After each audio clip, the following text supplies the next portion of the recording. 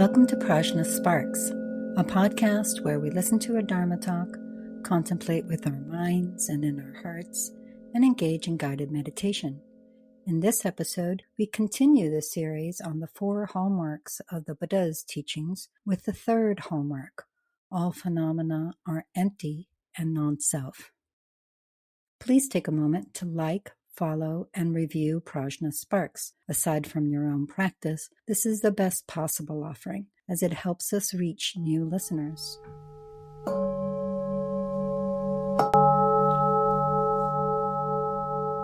In the previous two episodes, covering the first two of the four hallmarks of the Buddha's teachings, we saw how the Buddha explains that in the sphere of samsara, which itself is a sphere of misperception, apparent reality, as opposed to genuine or actual reality, all composite things are impermanent, and everything defiled is dukkha, suffering, unsatisfying, unfulfilling, etc. When we examine our experience, as the sutras say, interiorly and exteriorly, for signs of impermanence, we find them everywhere. There is absolutely no constant except for change. All is in constant flux. We can look interiorly at the body-mind complex that we think of as me, and whether we look at the body, which is changing moment by moment, constantly in flux, cells deteriorating, decaying, and being renewed, blood moving, temperature being homeostatically regulated, etc. And then the mind, of course, is even more variable. Thoughts, sensations, emotions, ideas, concepts, views, constantly moving. Just as we saw in the episode on impermanence, it's not an impermanence where something arises, sticks around for a bit, and then something happens and an end comes to it. For example, a table or a rock seems to stick around for a long time. This is impermanence on an exquisitely subtle level. Even that rock is not stable in the sense of utterly unchanging. Even that stable rock is shifting, fluid, on a level that is beyond our sensory perception. And we see these kinds of things in the exciting discoveries of science nowadays, where, for example, an electron cannot actually be located. There can be a very strong probability of where an electron may be on any given moment, but those lovely little diagrams of old with an electron spinning around a central nucleus like a little mini solar system for every single element, turns out is not the case. Everything is impermanent, in motion, unable to be pinned down. When we apply that to ourselves, subtle-most impermanence starts to feel edgy. There's a groundlessness there. There's a perpetual uncertainty. And that groundlessness, that perpetual uncertainty, yields a discomfort, an inability to feel completely fulfilled, because we crave permanence, a unified state, autonomy. What these first two hallmarks of the Buddha's teachings are pointing to is just how powerless we are. The me that I think of as enduring, a single entity, independent, is very much one that is dominated by impermanence, groundlessness, uncertainty, and discomfort. No surprise, then, that there is an instinctive impulse in all beings, not just humans, to insist on a truly existent self.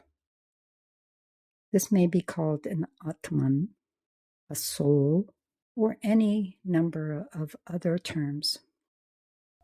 The common ground of these various ways of defining a truly existent self is available right in our experience. We consider ourselves a single entity, monolithic, autonomous.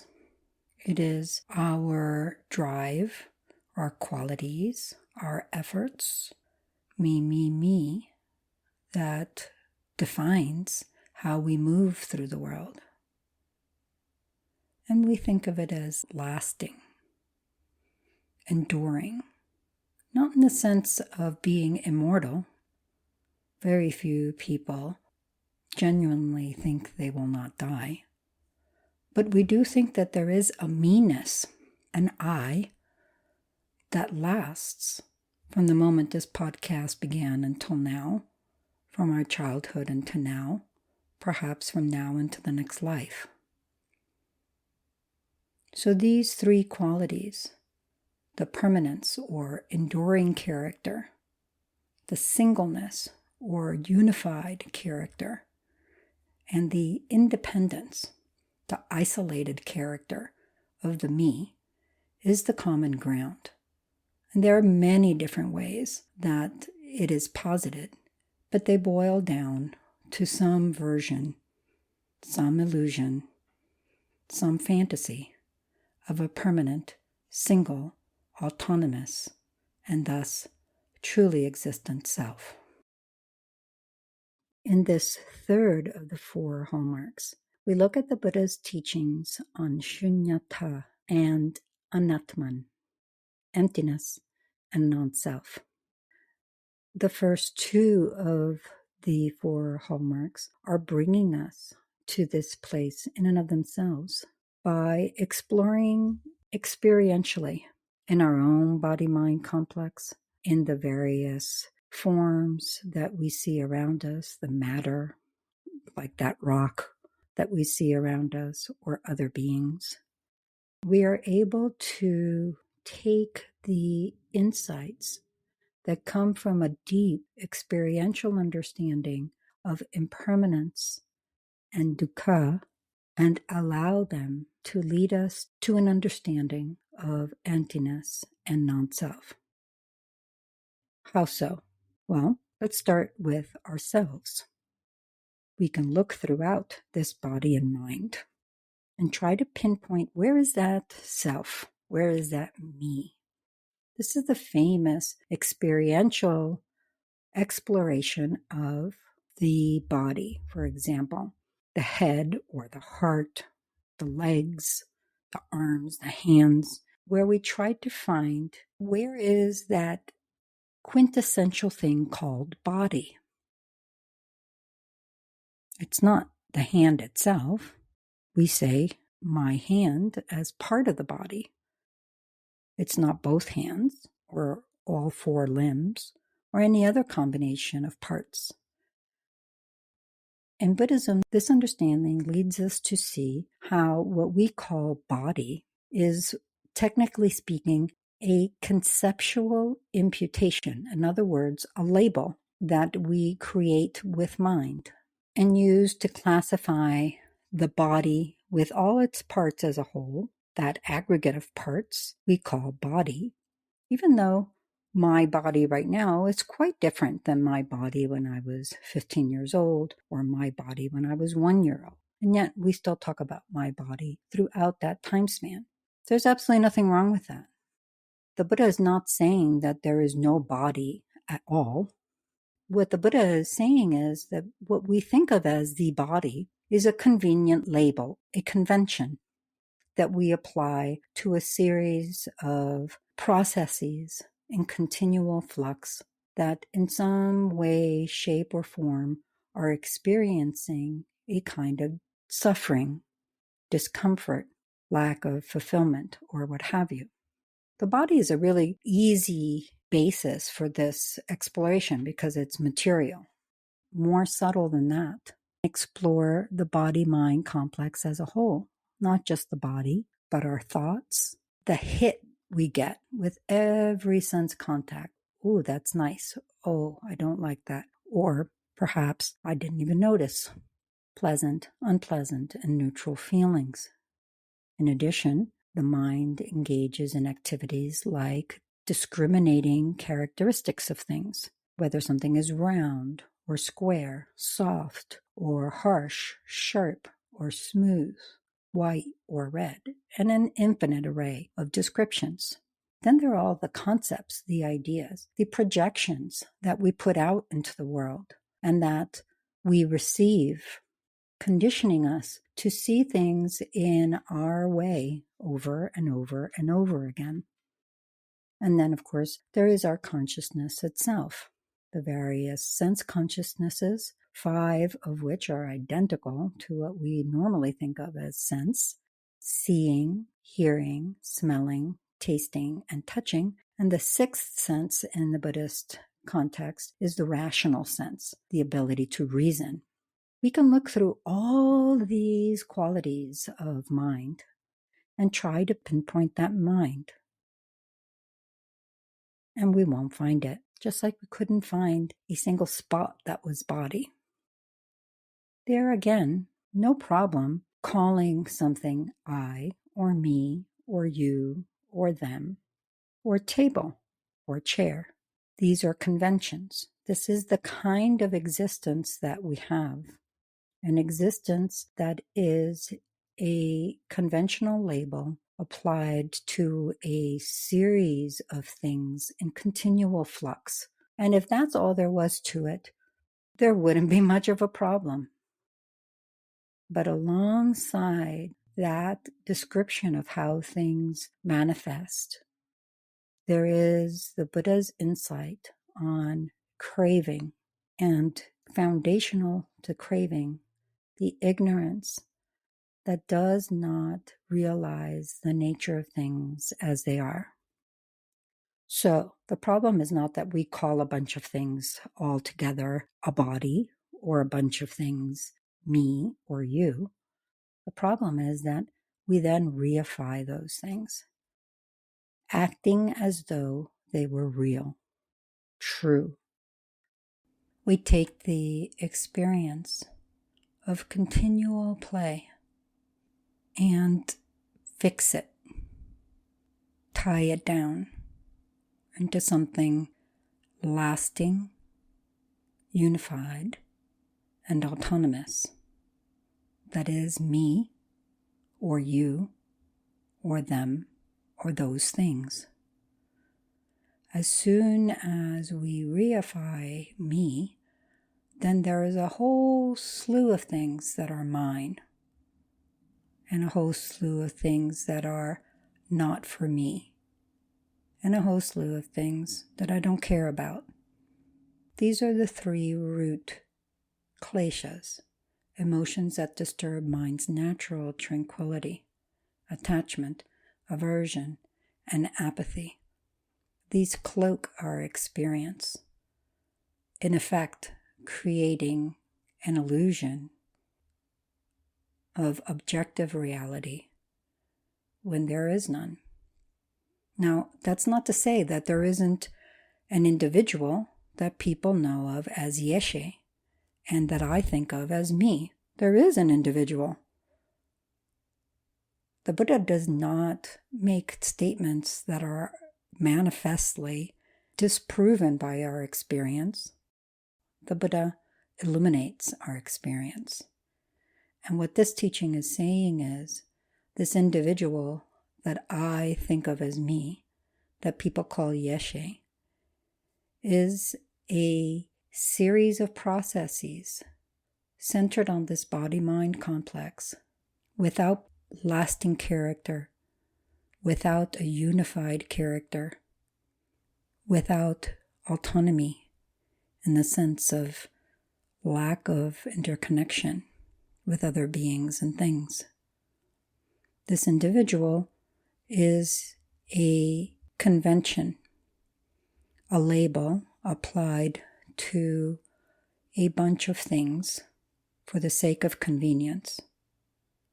And then, sadly, because of my own ignorance of the true nature of things and my craving to get what I'm attached to, avoid what I'm averse to, and not be bothered by what I'm apathetic to, I reify that individual, fluid, interconnected, dynamic, a dance of multiplicity into a fixed entity, and so on. The difficulty that the Buddha identifies as the root source of samsara is this not knowing and even misknowing how things are. How are things? Buddha, in this third of the four hallmarks of his teachings, is saying all phenomena are empty and non-self. Another way of understanding empty is quite the opposite of the sense we get when we think of something empty. If we think of an empty glass or an empty chair or an empty room, there's nothing in it. Shunyata is a paradox. It is the space for infinite potentiality to manifest.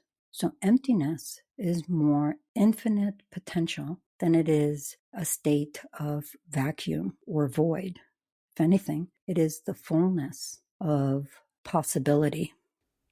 As the great master of Mahayana Buddhism in India, Nagarjuna, explains, with shunyata, emptiness, everything is possible. Without shunyata, emptiness, nothing is possible. Think about it. Without the potential of absolutely anything at all, infinite potentiality, what's the alternative? If everything were lasting, single, and autonomous, what would that mean? It would mean that everything was static, an unscalable monolith with no way in or out, isolated, incapable of connection, relationship, and all the things that come with that. Is that your experience of yourself, of others, of nature and all phenomena? Life is teeming with change, fluidity, movement. It is rich in the multiplicity of things, dynamic. It is interconnected, interdependent, impossible to pull one thread of experience without change happening elsewhere. That same emptiness, when applied to an individual, is what makes this combination of body-mind components, psycho-physical components that I think of as me, non-self. No single one of those things is the essence of all that I am. This third hallmark of the Buddha's teaching is pointing out to us that the ignorance that does not understand things as they are is actually minimizing our experience, making it small.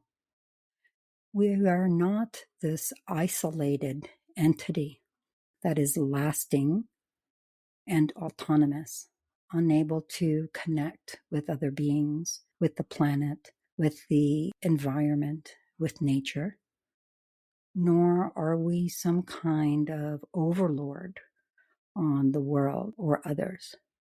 Rather, we are intrinsically embedded into the fabric of reality in an infinitely interdependent way with all beings, with all that lives, with the environment, the planet, the universe, and beyond. This is the big picture meaning of all phenomena are empty and non-self. It is what points us to the true nature of our mind, of our body, of all the phenomena we experience with our senses, etc., rather than this limited, small, collection of isolated beings and things thrown together at random. All beings, all things are interconnected in an infinitely wondrous dance that reveals itself as we pull away from craving, pull away from not knowing things as they really are. This is the entirety of the Buddha's path, to reveal the non-self nature of ourselves, others, and all things, even material things. And it takes more than just a podcast episode to get to all of it. We hope this gives you an inkling of the beautiful, magnificent presence and wonder of a fully interdependent experience that's made possible by shedding the obscurations that cover over that reality due to our own inability to see it clearly, our craving to have things that we want, not have what we don't want, and avoid being troubled by what we don't know. As the Buddha repeatedly says in the sutras, come and see. Taste the practice of the Buddha's path and see for yourself through your own experimenting whether it works for you or not, whether it's beneficial or not, here and now and over the long run as well.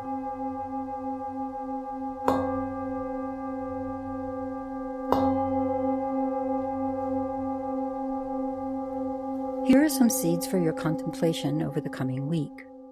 Feel free to ask any questions via email, Instagram, or Facebook.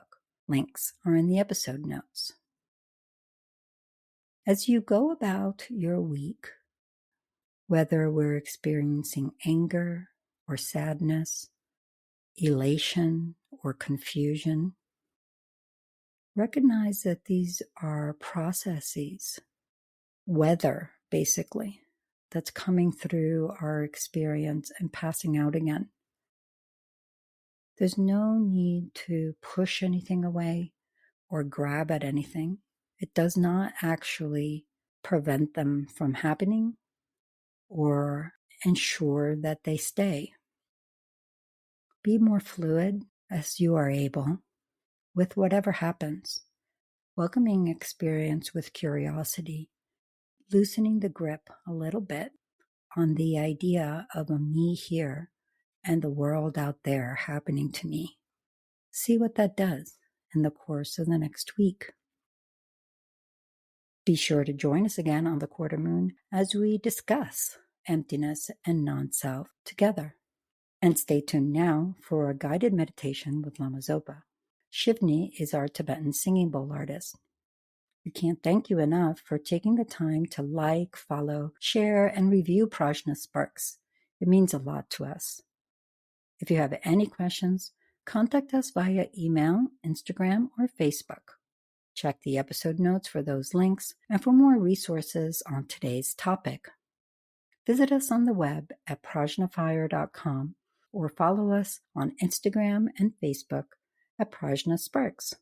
Thank you for listening. May all beings benefit.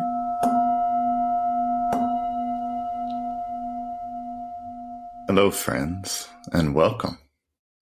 Thank you so much for joining for this meditation. Today's topic is non-self and emptiness. Wow, this is a big topic. So, of course, we won't be covering it all. That's impossible.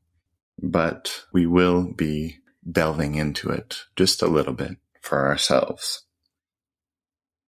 A word of caution and encouragement here at the beginning.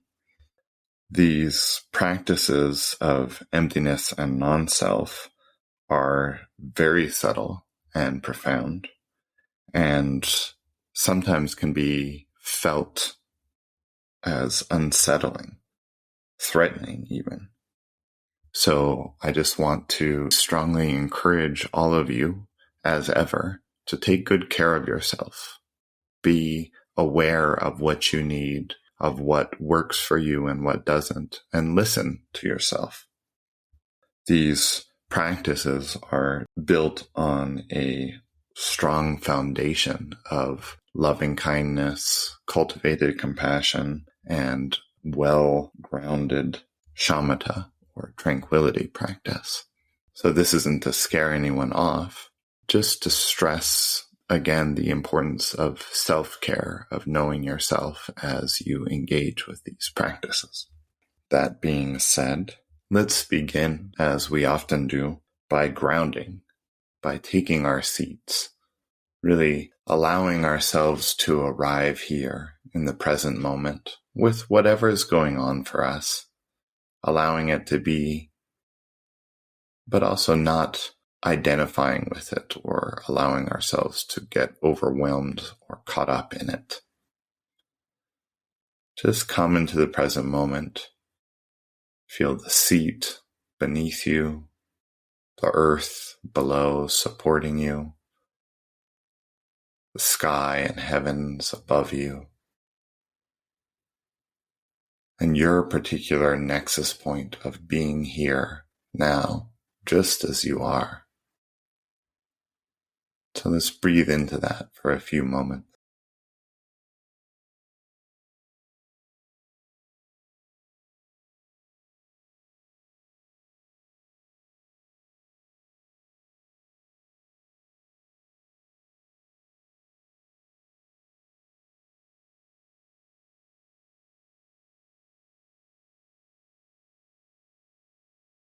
Now we can begin our session with a little bit of tranquility meditation, where we're just calming the mind, trying to find that beautiful, sweet spot of alert yet easeful attentiveness, still and unwavering. So let's practice like that for a minute or two.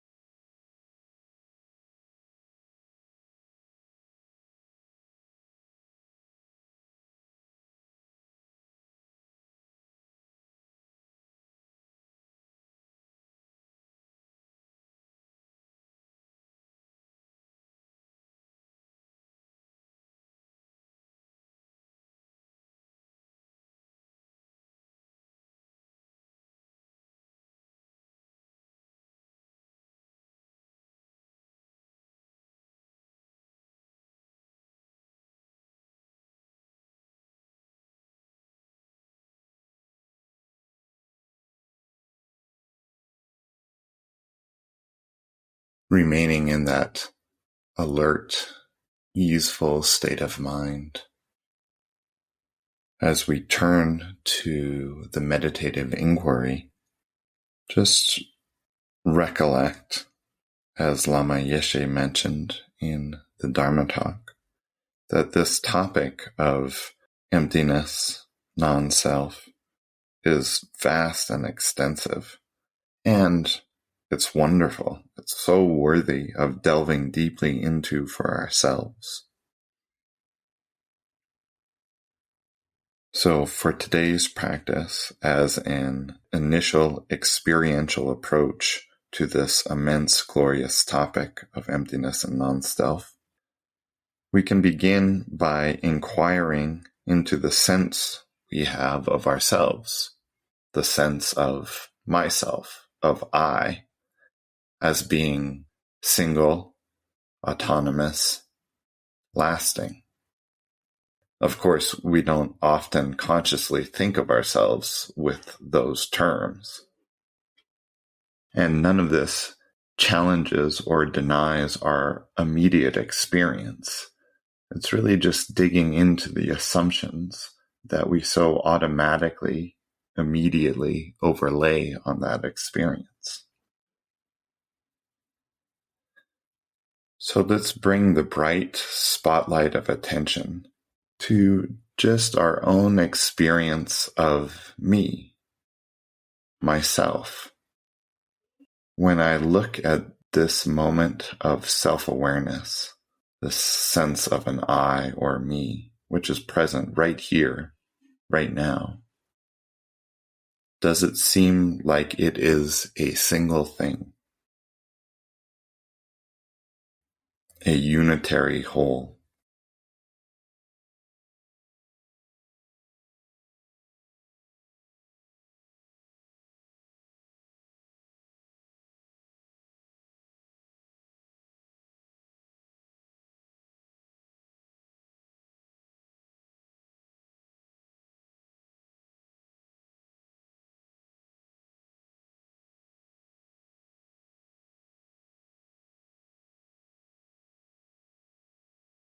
Keep looking at the present moment experience of what seems like me, myself, I.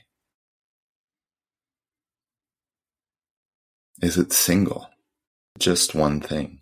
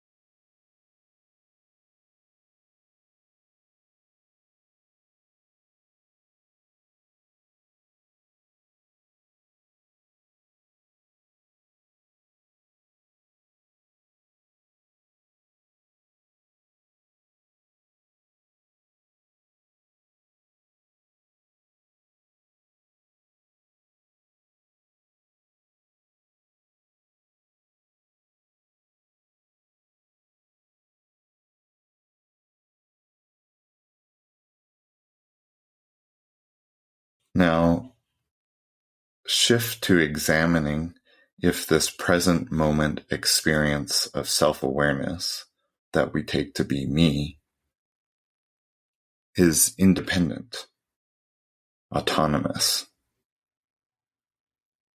Remember, don't think about it.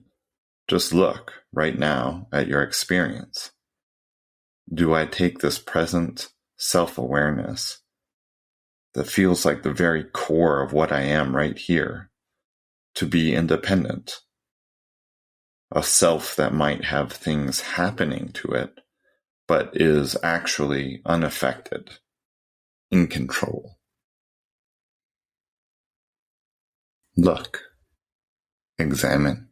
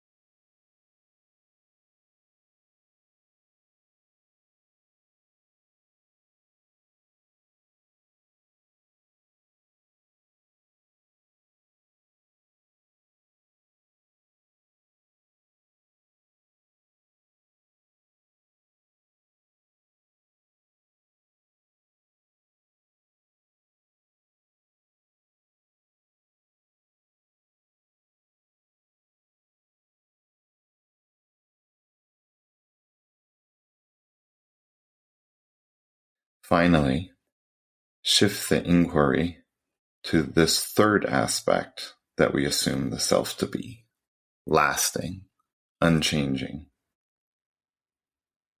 Does it seem like myself, the I that I am, the me in this moment, is the same me it was just a second ago? Is it the same me that was here an hour ago? A day ago? a year ago?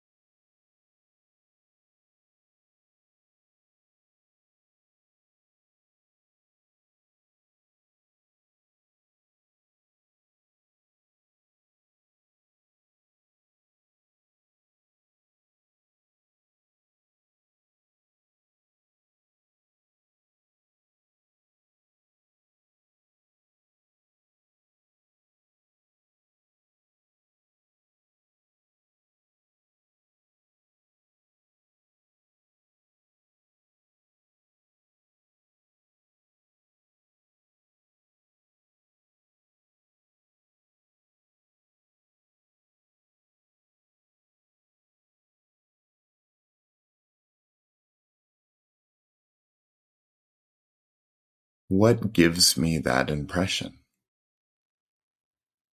What gives me this impression that it is the same I, the same me?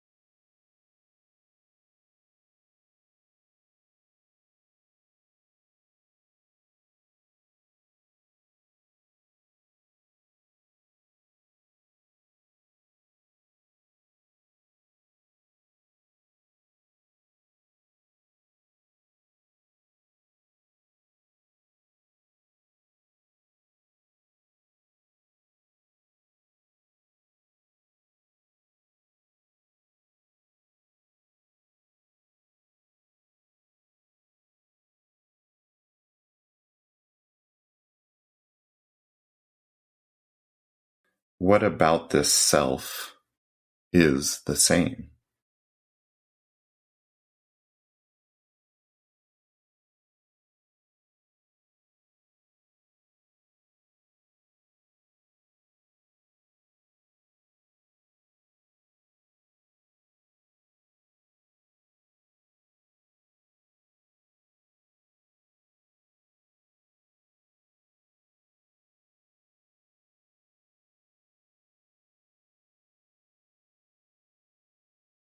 These three beliefs around our idea of self, namely being single, autonomous, and lasting, overlap each other and are very closely linked.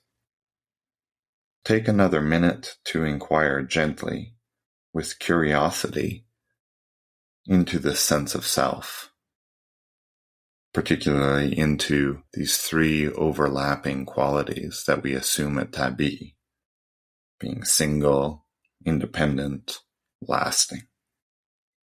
After all, this is just about the most intimate thing to us. Aren't you curious what it actually is? Or isn't?